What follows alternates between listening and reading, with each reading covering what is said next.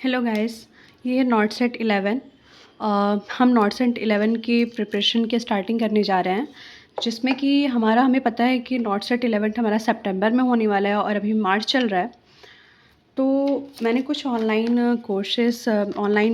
मैंने कुछ टॉपिक्स देखे हुए हैं नॉट सेट के लिए कि नॉट सेट 11 में जैसे कि नॉट सेट की प्रिपरेशन के लिए कौन कौन से सब्जेक्ट बहुत इंपॉर्टेंट होते हैं, क्योंकि नॉट सेट के ड्यूरिंग द बीएससी एग्ज़ाम हम काफ़ी सारे सब्जेक्ट पढ़ते हैं। हमारे सेमेस्टर वाइज काफ़ी सब्जेक्ट ऐसे होते हैं जो हम प्रिपरेशन करते हैं, बट नॉट सेट के टाइम पे हमें क्लियर होना बहुत ज़रूरी है कि हमें क्या नहीं पढ़ना है और क्या पढ़ना है। मेरे पास कोई बुक अवेलेबल नहीं है और ना ही मेरे पास कोई गाइडेंस है, ना ही कोई कुछ भी नहीं है। मतलब मैंने जैसे तैसे बीएससी नर्सिंग कर तो लिया है, गवर्नमेंट नहीं प्राइवेट था मेरा कॉलेज। इस फील्ड में आने के बाद फिर अब इतना साल मैंने जो गँवाया है इसमें, उसके बाद तो अगर मैं इस चीज़ की तैयारी ना करूँ और इसके लिए ना सोचूँ तो ये तो गलत होगा। इसलिए जब से मैंने इसके बारे में जाना, मुझे इसके बारे में कोई आइडिया नहीं है।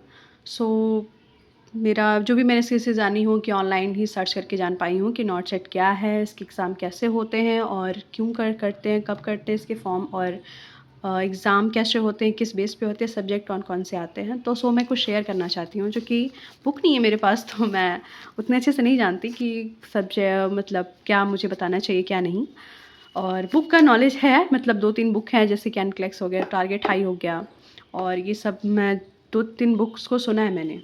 फ़िलहाल तो जैसे तैसे मैंने बीएससी नर्सिंग कंप्लीट कर लिया है, मेरे बेस जो है उतना स्ट्रॉन्ग नहीं है, और लेकिन मैं फिर भी ऑनलाइन से अपनी प्रयास नहीं छोड़ूंगी, और जब मेरा फाइनेंशियल थोड़ा सही हो जाएगा तो मैं किताब ज़रूर ले लूँगी। तब तक तो मैं ऑनलाइन मेरे पास अवेलेबल है, तो मैं उससे ही पढ़ाई कर रही हूँ। फ़िलहाल मैंने कुछ टॉपिक्स क्लियर किए हुए हैं, ऑनलाइन देखा है इसे, कि हम ये क्लियर हो गया कि हम नॉट सेट 11 के प्रिपरेशन करने वाले हैं, जो कि सितंबर में हमारा एग्ज़ाम है। ओके, नेक्स्ट मैंने इसमें कुछ पॉइंट आउट किए हुए हैं, जैसे कि पहला मैंने देखा कि नॉन नर्सिंग सब्जेक्ट से 80% क्वेश्चन आते हैं, और सॉरी नर्सिंग सब्जेक्ट से 80% क्वेश्चन आते हैं, एंड नॉन नर्सिंग सब्जेक्ट से 20% क्वेश्चन आते हैं। एंड सिनेरियो बेस्ड क्वेश्चन, 3 तरह के क्वेश्चन इस 3 टाइप से, मतलब ऐसे करके हमारे क्वेश्चन मान लीजिए सब्जेक्ट हैं ऐसे, ठीक है।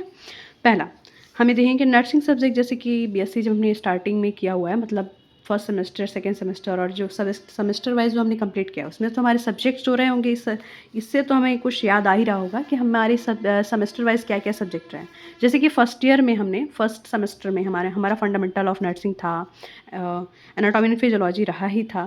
तो आई नो कि काफ़ी गैपिंग आ चुकी है, मतलब हम फाइनल ईयर में हैं, फाइनल कर चुके हैं, और मैं फ़ाइनल कंप्लीट कर चुकी हूँ, मतलब 8 सेमेस्टर मेरा कंप्लीट हो चुका है, और मुझे 2-3 दिन हुए हॉस्टल से अपने घर आए।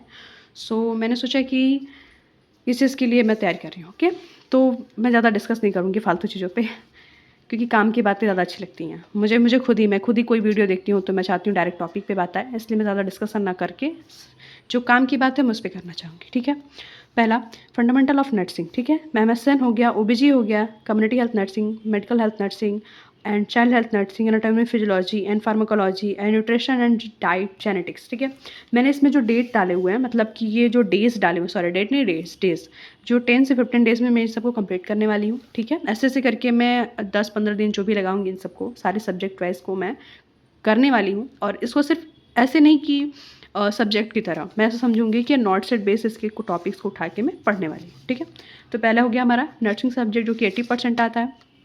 Second one is non nursing subject, जो 20% से क्वेश्चन आते हैं। वो सब्जेक्ट क्या है, जैसे कि जनरल इंग्लिश। वैसे तो इंग्लिश हमारी बहुत अच्छी नहीं है, मैं स्पीकिंग नहीं जानती बिल्कुल भी, लेकिन अब देखते हैं। ग्रामर्स आएंगे, साइनोम्स आएंगे, एनाटॉम्स आएंगे, और कंप्रहेंशंस आएंगे। ओके, तो जनरल इंग्लिश कुछ आएंगे, और जनरल नॉलेज से कुछ क्वेश्चंस पूछे जाते हैं, और रीजनिंग और मैथमेटिक्स से। मैथमेटिक्स से बचने के लिए तो हमने नर्सिंग किया हुआ था कि मैथमेटिक्स से हम बच सकें, बट शायद हमारा इससे पीछा नहीं छूटने वाला, और लास्ट टाइम तक शायद हमें पूछे जाएंगे, और मुझे नहीं पता कि किस टाइप्स की मैथमेटिक्स के क्वेश्चन आएंगे, जो कि मैं जब डे बाई डे धीरे धीरे कंप्लीट करती जाऊँगी, तो यहाँ तक मैं जब पहुँचूँगी तो मैं इस चीज़ की भी आइडियाज़ दूँगी कि कैसे मैथमेटिक्स में किस टाइप्स के और किस तरह के क्वेश्चंस आते हैं। वैसे तो दे रखा है इसमें परसेंटेज और प्रॉफिट्स लॉस की बेसिक क्वेश्चन न्यूमेरिकल सीरीज से आते हैं समथिंग।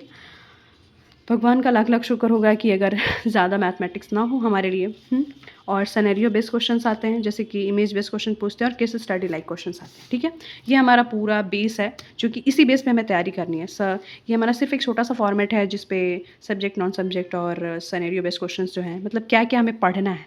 अब हम क्या करेंगे कि नेक्स्ट जब मैं वीडियो डालूंगी इसमें फंडामेंटल ऑफ नर्सिंग में जो इंपॉर्टेंस टॉपिक्स पूछे जाते हैं, जैसे कि वाइटल्स हो गए हैं, जो भी हैं, ठीक है।